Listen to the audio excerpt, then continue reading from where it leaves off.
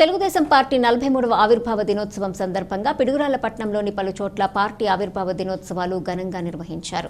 ఈ కార్యక్రమానికి ముఖ్య అతిథిగా గురజాల శాసనసభ్యులు ఎరపతినేని శ్రీనివాసరావు గారు హాజరై ఎన్టీఆర్ చిత్రపటానికి పూలమాలలు వేసి జెండా ఎగురవేశారు. అనంతరం శాసనసభ్యులు మాట్లాడుతూ తెలుగుదేశం పార్టీ స్థాపించి 43 సంవత్సరాలైన సందర్భంగా అందరికీ శుభాకాంక్షలు తెలియజేస్తూ గురజాల నియోజకవర్గం ప్రజలకు ఉగాది పర్వదిన శుభాకాంక్షలు తెలియజేశారు. ఈ కార్యక్రమంలో తెలుగుదేశం పార్టీ నాయకులు పాండురంగ శ్రీనివాసరావు, కనిగిరి శ్రీనివాసరావు, వడ్డవల్లి సర్వేశ్వరరావు, పిల్లి చెన్నారావు, ముప్పాళ్ల సాంబశివరావు, మల్లెల ఆదినారాయణ, వడ్డవల్లి సాంబశివరావు, బాబావలి, అమీర్ అలీ, తురక వీరస్వామి మరియు తెలుగుదేశం పార్టీ కార్యకర్తలు, అభిమానులు పాల్గొన్నారు.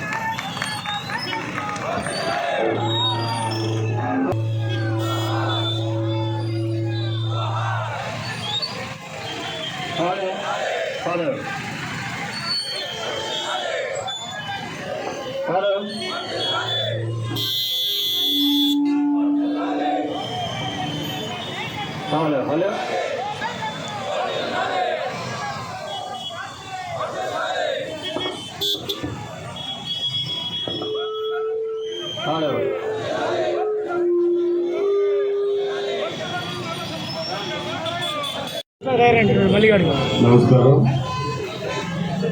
ఈరోజు తెలుగుదేశం పార్టీ ఆవిర్భావ దినోత్సవం సందర్భంగా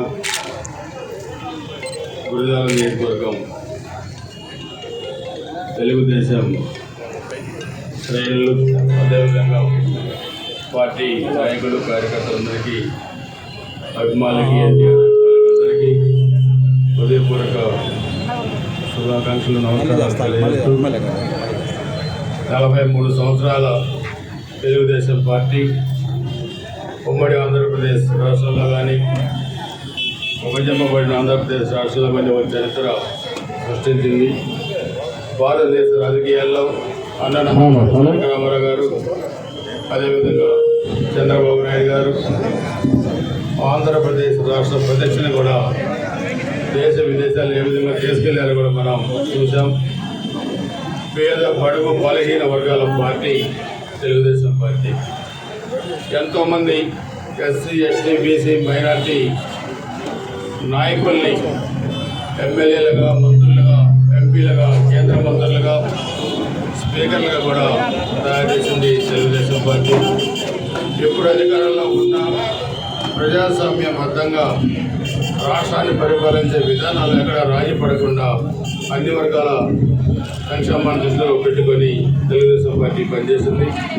మొన్న ఎన్నికల్లో కూడా చూస్తే 1924 మధ్య వైసీపీ అరాచక ప్రభుత్వాన్ని కూడా ఎదుర్కొని దాదాపు 164 సీట్లు, 170కి 164 సీట్లు ఎన్డీఏ ప్రభుత్వానికి ఇచ్చారంటే అది ఎన్డీఏ ప్రభుత్వం మీద, తెలుగుదేశం మీద ఉన్న విశ్వాసం ప్రజలకని చెప్పి కూడా తెలియజేస్తూ ఉన్నాను.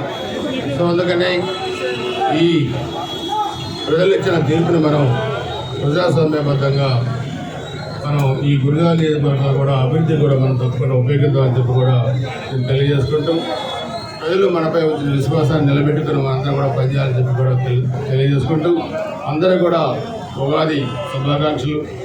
ఈ తెలుగు సంవత్సరం మనకి తెలుగు ఉగాది అంటే మనకి తెలుగు వాళ్ళకి పండుగ.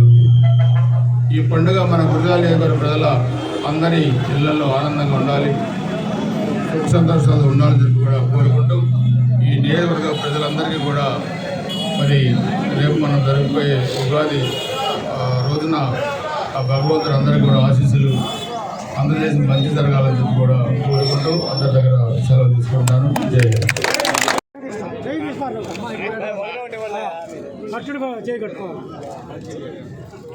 రేపు ఇస్తున్నాను.